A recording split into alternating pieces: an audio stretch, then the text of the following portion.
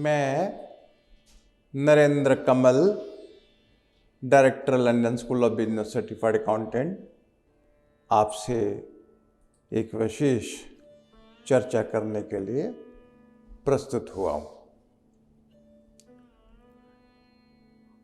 आज का विषय है बिजनेस मैनेजमेंट। बिजनेस मैनेजमेंट की में हम एक केस स्टडी ले रहे हैं। अभी तक इस केस स्टडी के ऊपर कोई भी चर्चा नहीं हुई है कि विश्व का, इस ब्रह्मांड का सबसे बड़ा बिजनेसमैन इस बिजनेस को कैसे संचालन करता है और सबसे बड़ा बिजनेसमैन कौन है। पूरे विश्व की जितनी भी संपदा है, पूरे ब्रह्मांड का जितना भी संचालन है वो बिजनेसमैन करता है। हम आज की जो केस स्टडी है, हम परमात्मा अपने बिजनेस को कैसे संचालित करता है उस केस स्टडी के ऊपर हम चर्चा करेंगे।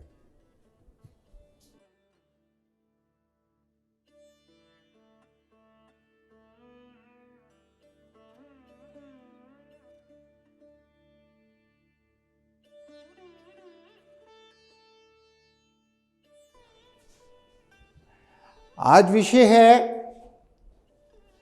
कि परमात्मा इस सारे व्यापार को कैसे संचालित करते हैं। लेकिन उससे पहले, सबसे पहले ये चर्चा का विषय है कि परमात्मा है कौन।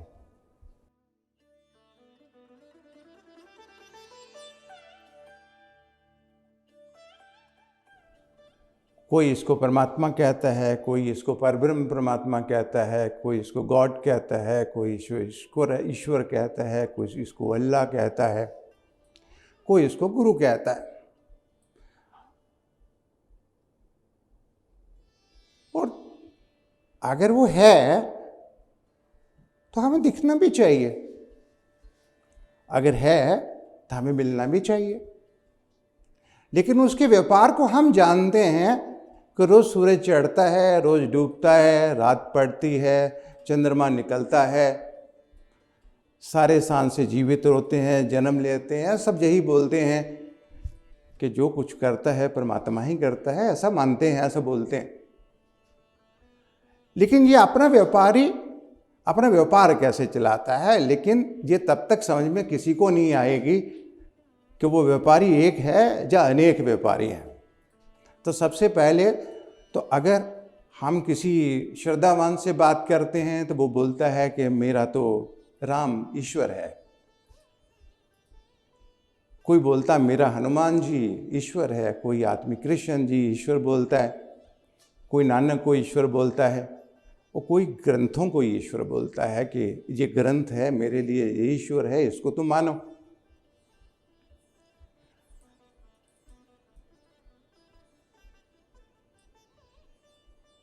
तो पिछली बार भी मैंने चर्चा की एक विश्व के सर्वश्रेष्ठ विद्यार्थी की, सर्वश्रेष्ठ शिष्य की और सर्वश्रेष्ठ गुरु की, कि श्री रामचंद्र जी अपने गुरु वशिष्ठ जी से कहते हैं कि ज्ञानी कौन है, कौन सा गुरु श्रेष्ठ है जो बता सके कि परमात्मा किसको कहते हैं। क्योंकि परमात्मा को बताने के लिए एक श्रेष्ठ ज्ञानी होना जरूरी है कि जो ये बता सके कि परमात्मा है कैसे, और परमात्मा दिखते कैसे हैं, और परमात्मा को मिलाया कैसे जाता है, और वो कह सके कि मैं परमात्मा को मिल चुका हूं, मैं जानता हूं और मैं तुझे मिला सकता हूं। तो उन्होंने बोला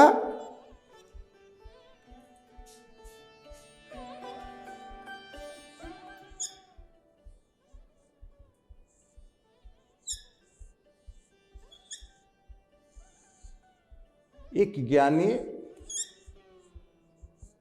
बंधु होते हैं और एक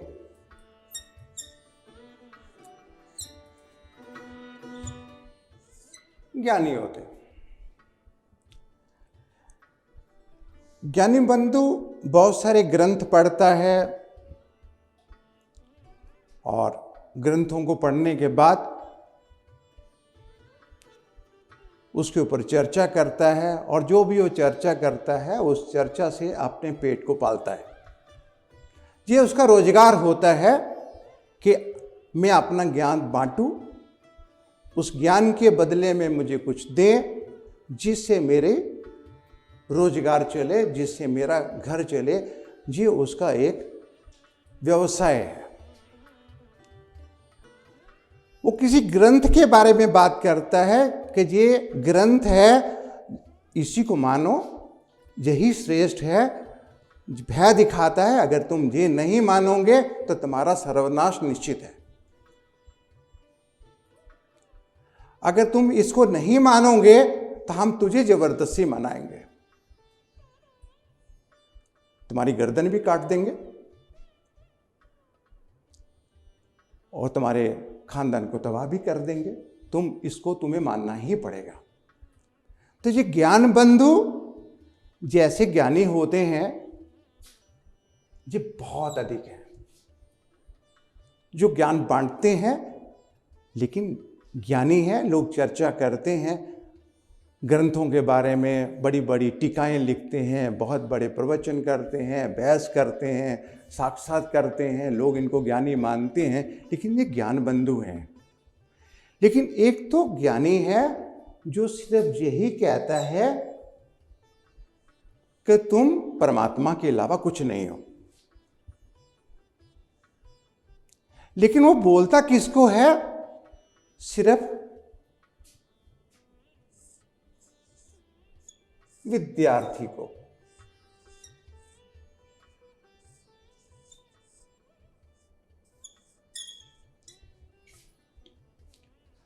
जो विद्यार्थी का मतलब है कि जो विद्या का अर्थ जानना चाहता है कि विद्या कहते किसको है, उस विद्यार्थी से बताना चाहता है।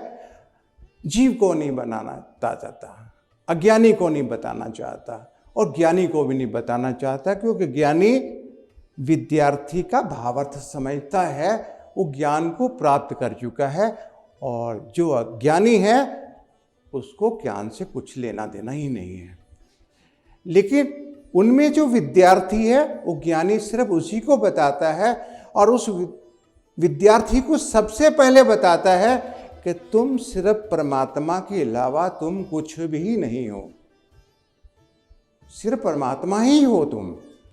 लेकिन तुम जानते नहीं हो कि तुम परमात्मा हो।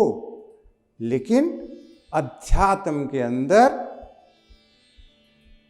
आत्मा के अंदर एक जीव को जब ज्ञानी हो जाता है तो परमात्मा और उसके अंदर कोई भेद नहीं पता चलता कि वो जीव है या आत्मा है या परमात्मा है।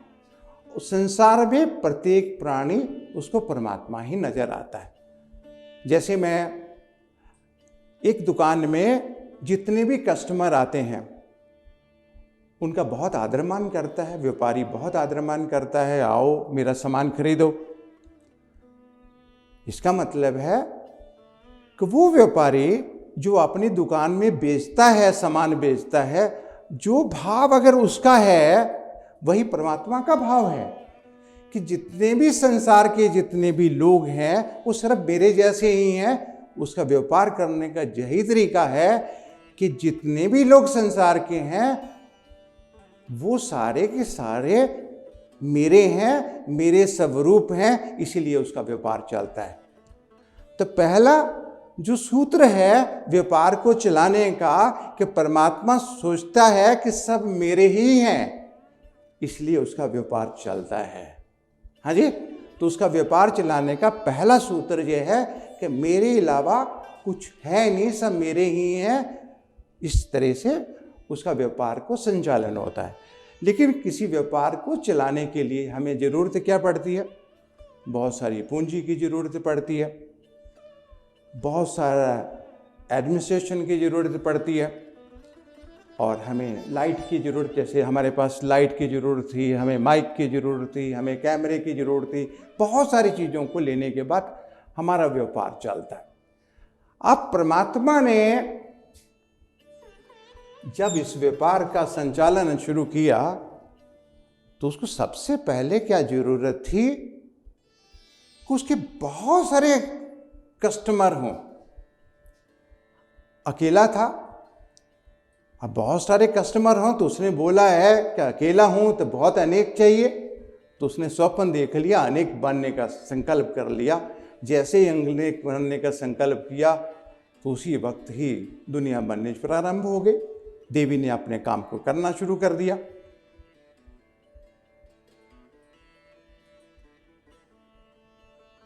जैसे जैसे उसने अपने संकल्प से इस दुनिया को बनाना शुरू किया, बनाने के साथ साथ उसका पहला व्यापार क्या चला कि प्रोडक्शन कैसे करना चाहिए, फैक्ट्री कैसे लगनी चाहिए। तो उसने सूर्य देवता का निर्माण किया, सूर्य भगवान को प्रकट किया। अब सूर्य भगवान जब प्रकट होते हैं तो सुबह चढ़ते हैं, अगर वो चढ़ना बंद कर दें तो क्या होगा? ना तो हमारी फसल हो गई, ना हमें ऑक्सीजन मिलेगी, जहाँ त्राही त्राही मच जाएगी। कुछ दिनों के बाद ही ये धरती रहने लायक नहीं रहेगी, जहाँ पे कोई भी इंसान नहीं रहेंगे और कोरोना जैसा बहुत सारे भयंकर रोग आना शुरू हो जाएंगे। तो सूर्य भगवान इस पूरे संसार को संचालित करने की क्रिया है। तो अभी हम भगवान परमात्मा के जानने से पहले जो उनका एक बहुत बड़ा एम्प्लॉय है, जो बहुत बड़ा मैनेजर है, जो सभी को प्रकाशित करता है, तो सबसे पहले हम एक एक आदमी के बारे में जानने की कोशिश करेंगे तो हमें सालों लग जाएंगे जानने के लिए, इस मैनेजमेंट को जानने के लिए।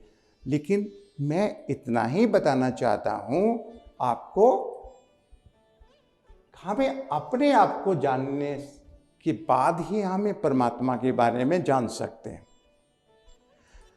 नवरात्रि के दिन आ रहे हैं, नवरात्रि के 9 दिन हैं। इन 9 दिन के अंदर एक 10वीं का दिन होता है, तो 10 दिन में आपको बताया जा सकता है कि परमात्मा अपने व्यापार को कैसे संचालित करता है, क्योंकि एक दिन में हम इसको नहीं बता सकते। तो ये हर नवरात्रि में एक एक दिन करके आपको बताया जा सके उस व्यापार का संचालन कैसे होता है। और 10वीं को आपको 10वीं विजयदशमी कहते हैं। और अगर देखा जाए कि नवरात्रि है क्या, जब एक शरीर में एक आत्मा रहती है तो हम कहते हैं कि जब आत्मा परमात्मा से मिल जाती है तो उस मोक्ष के लिए हर प्राणी मोक्ष चाहिए, मुझे मोक्ष चाहिए, मुझे मोक्ष चाहिए, और उसके लिए ललायत रहता है। और मोक्ष के लिए हम कहते हैं कि ये एक सीढ़ी है।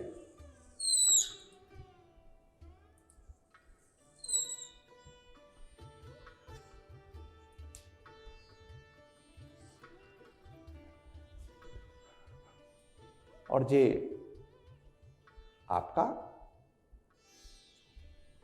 एक पड़ाव है, आखिरी पड़ाव है, और जहाँ से इस सीढ़ी से चढ़ते हुए आसमान की तरफ चढ़ते हैं। और जैसे ही हम अध्यात्म की बात करते हैं, जैसे अब आसमान के लिए चढ़ेंगे तो आप उड़ना चाहेंगे नीचे की तरफ से। जैसे आपको बोले हैं कि आप उड़ो जहाँ से, तो आप उड़ना चाहेंगे लेकिन उड़ नहीं पाएंगे। अगर हम उड़ने की कोशिश करेंगे, जैसे जैसे उड़ने की कोशिश करेंगे, हम इसको अध्यात्म में बोलते हैं। जैसे जैसे आप नीचे से ऊपर की तरफ उड़ना चाहेंगे तो इसको हमने क्या कर दिया? आध्यात्मिकता बोल दी कि ये क्या है? आध्यात्मिकता की सीढ़ी है। लेकिन कोई भी माँ ये नहीं चाहती है कि उनके बच्चे इस आध्यात्मिकता की सीढ़ी को चढ़ें।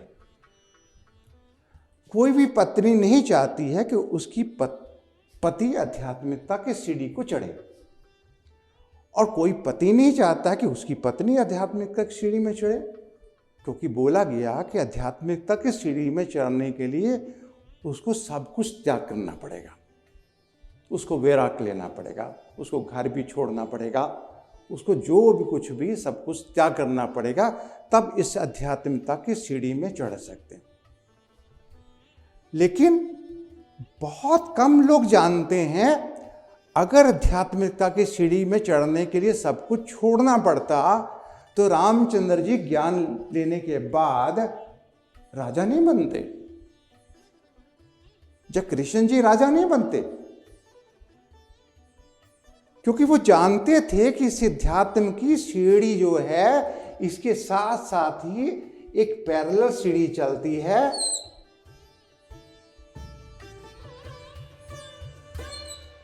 भौतिकता की। ये आध्यात्मिकता की सीढ़ी है, लेकिन जैसे सीढ़ी को चढ़ते जाएंगे वैसे भी आपकी भौतिकता की सीढ़ी चढ़ती जाएगी, और जब तक आखिरी पड़ाव तक नहीं पहुंचते हैं तब तक आपको सफलता नहीं मिल सकती है। यानी कि बिना ज्ञानी मिले हुए आप सफल नहीं हो सकते हैं। तो यही बात हम आपसे डिस्कस करेंगे कि ये जो 9 दिन है और 10वीं है, और 10 के बाद 6 ऐसी सीढ़ियां हैं जिस सीढ़ियों के बारे में ना तो ग्रंथों में मिलता है, ना गुरुओं की चर्चा में मिलता है, कि ऐसी कौन सी ऐसी 6 चीजें हैं जो कृष्ण जी के पास थी, जो रामचंद्र जी के पास थी, जो नानक जी के पास थी। हम दुविधा में नहीं है, जो मोहम्मद के पास थे, या ईसा के पास की थी, या जितने भी जैन मुनि हैं उनके सबके पास है, आपके पास भी है। और इस सारी चीजों को अंदर हम बोल देते हैं जहां पर परमात्मा, जिसको हम तुरीयातीत बोल देते हैं, जहाँ हम किसी आदमी को बोलते हैं विदेह बोल देते हैं, जहाँ हम सिद्धाश्रम बोल देते हैं, या किसी भी ऐसे नामों में ले सकते हैं, जहाँ उसको हम ब्रह्मलोक बोल देते हैं। तो नीचे से ऊपर के जाने की कला कैसे है, इसी के अंदर ही आपको भौतिकता के अंदर धन है, धान्य है, शांति है, तुष्टि है, पुष्टि है, अपराज्य है, सुंदरता है, वाक्चातुर्य है, नीति है, महाशक्ति है, समना है, और व्यापिका है, और साथ में उन्मना है। इसी तरह से आप जैसे ही 16 सीढ़ियाँ चढ़ते चढ़ते जैसे आप जाएंगे, मूलाधार से लेके मूलाधार स्वादिष्ठान से लेके शास्त्रार तक आगे जैसे भी ऊपर आप बढ़ते जाएंगे, वैसे वैसे भी भौतिकता के अंदर भी साथ में पूर्णता लेते जाएंगे। अब आपको बताएं, एक उपनिषद है जिसको प्रश्नोपनिषद कहते हैं। उस प्रश्नोपनिषद में पिपलेश्वर ऋषि से एक शिष्य कुछ प्रश्न करते हैं। वो कहते हैं, बहुत सारे प्रश्न थे लेकिन एक प्रश्न करते हैं, 16 कला संपूर्ण परब्रह्म परमात्मा कहाँ रहते हैं? जो हम केस स्टडी की बात करते हैं, पूरे व्यापार को चलाते हैं। जी 16 कला संपूर्ण परब्रह्म परमात्मा कहाँ रहते हैं और कहाँ मिलते हैं? पिपलेश्वर ऋषि कहते हैं कि 16 कला संपूर्ण परब्रह्म परमात्मा मेरे और तुम्हारे हृदय में मिलते हैं।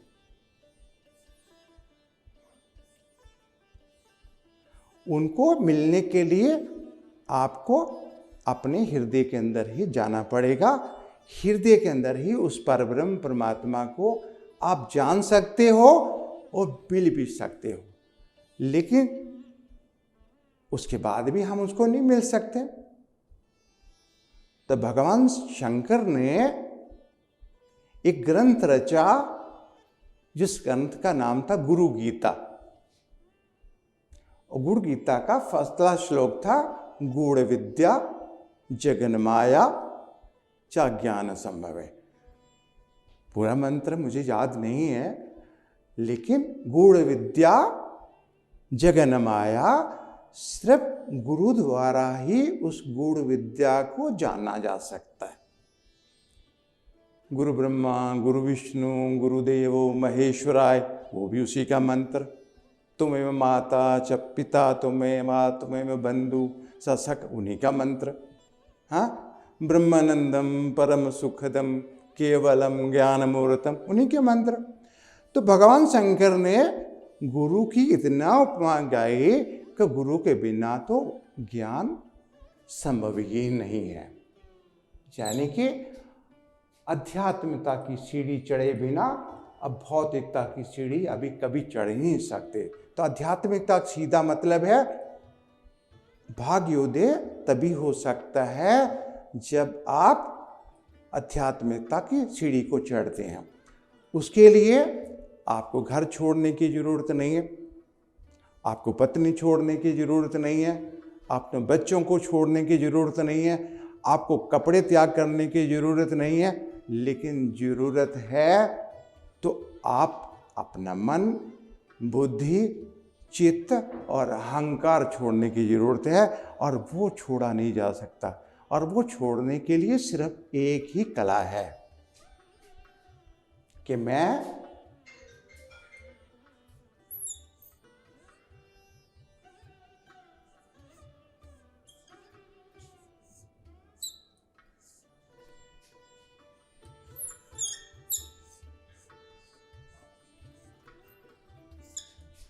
शरीर हूं या आत्मा। अगर मैं कहता हूं मैं शरीर हूं, तो ना मैं मन का त्याग कर सकता हूं, ना मैं बुद्धि का त्याग कर सकता हूं, ना चित्त का त्याग कर सकता हूं, और ना ही अहंकार का त्याग कर सकता हूं। अगर मैं कहता हूं मैं शरीर हूं ही नहीं, मैं आत्मा ही हूं, तो आप सब त्याग कर देते हैं। तो अध्यात्म का सफर आपका बढ़ जाता है। तो आपको कुछ भी त्याग करने की जरूरत नहीं है, सिर्फ आप शरीर नहीं हैं, आत्मा है। और अगर कहते हैं आप आत्मा है, तो आप विद्यार्थी बनने लायक हैं। अगर आप कहते हैं आप शरीर हैं, तो कोरोना जैसे असाध्य रोग होंगे ही। आज 4 आदमी उठा के लेके जाए, या 40 साल के बाद 4 आदमी उठा के ले जाएं, लेकिन उठा के तो लेके जाएंगे ही। लेकिन जिस आदमी ने इस सफ़र को शुरू किया है, उस सफ़र को शुरू करने के लिए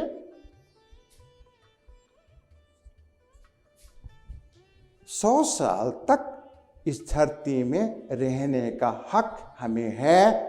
और हमें युवा रहते हुए भी हम 100 वर्ष तक इस धरती पर रह सकते हैं। लेकिन 100 वर्ष से ज़्यादा हम नहीं रहना चाहते हैं। 100 वर्ष से ज़्यादा हम एक दिन की 1 मिनट भी रहना नहीं चाहते हैं। लेकिन उसका क्या कारण है, हम क्यों नहीं रहना चाहते? क्योंकि ये सीधा का सीधा जो मार्ग जाता है, ये ब्रह्मलोक को जाता है।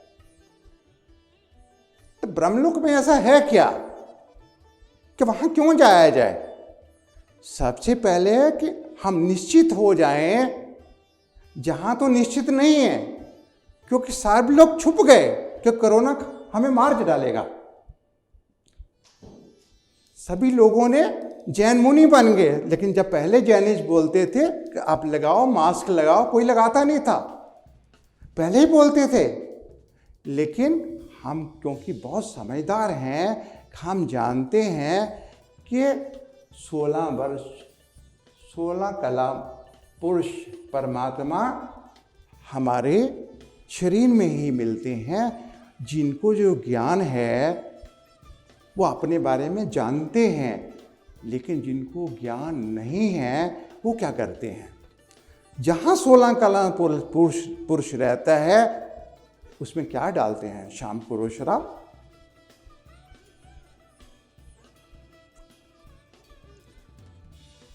या सिगरेट पीते हैं, या चर्च पीते हैं, या गांजा करते हैं, ऐसे बहुत सारे नशीली चीज़ों को लेते हैं, वो तो परमात्मा को पाने के हकदार भी नहीं है और विद्यार्थी बनने के भी लायक नहीं है।